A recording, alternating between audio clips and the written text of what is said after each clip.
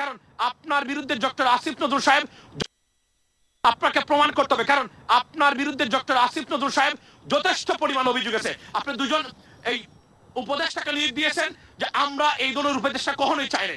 আপনি দুজন অযোগ্য, সম্পূর্ণ অযোগ্য দুজন উপদেষ্টাকে নিয়োগ দিয়েছেন এবং আরো উপদেষ্টা যেখানে রিসাফল করা দরকার, নতুন ভালো মানুষকে এই এই চ্যালেঞ্জ যেগুলো আসতেছে, আপনার ফরেন চ্যালেঞ্জ যেগুলো আসছে, পার্টিকুলারলি ইন্ডিয়া রিলেটেড এবং মাইনরিটি বিষয়ে যে ধরনের চ্যালেঞ্জ আসতেছে, সেই চ্যালেঞ্জ মোকাবেলা করার জন্য যে ধরনের মানুষ গভর্নমেন্টে দরকার, সেই ধরনের মানুষ আপনাদের গভর্নমেন্টে নাই এই মুহূর্তে। ভাইরাল বিষয়টা অনলাইনে, সেটা হচ্ছে সাংবাদিক ইলিয়াস হোসেন ভাই উনি একটা ভিডিও বানিয়েছিলেন গতকালকে।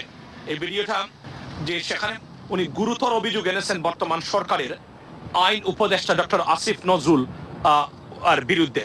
উনাকে মূলত এই ভিডিওতে উনি কনস্পাইরেটর হিসাবে এবং একজন ষড়যন্ত্রকারী হিসাবে এবং এই ভারতীয় এজেন্ট হিসাবেই উনি আখ্যায়িত করেছেন এবং তুলে ধরেছেন তার অবস্থান থেকে বা তার সাইড থেকে যে ধরনের তথ্য উপাত্ত উনি দিয়েছেন, আপনারা নিশ্চয়ই দেখেছেন।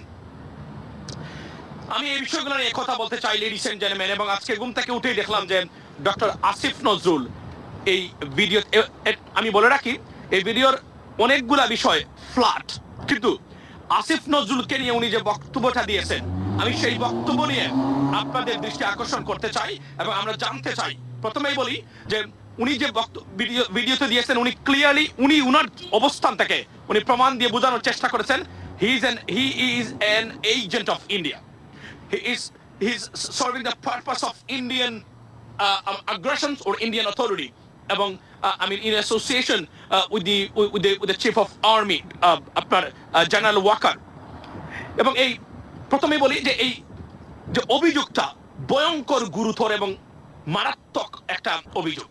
বাংলাদেশের মানুষ এই 3.5 মাস পরে এই সরকারের উপরে কতটা সন্তুষ্ট আছে সেটা আপনারা জানেন।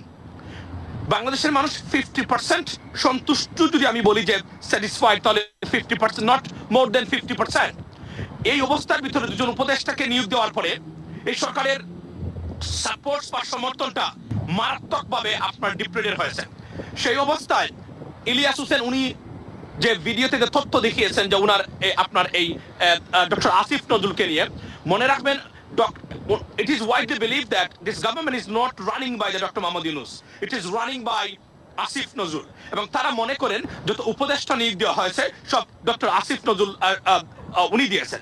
সুতরাং উনার উপরে অনেক ক্ষেত্রেই ব্যক্তিগত খুব হতাশা বা ক্ষুব্ধ তারা হয়েছেন বিভিন্নভাবে, সেটা আমরা দেখেছি।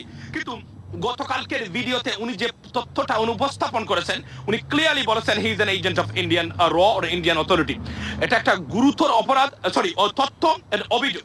আমরা চেয়েছিলাম ডক্টর আসিফ নজরুল যেন এই বিষয়টাকে উনি সত্যিকার অর্থে উনাকে কথা বলতে হবে।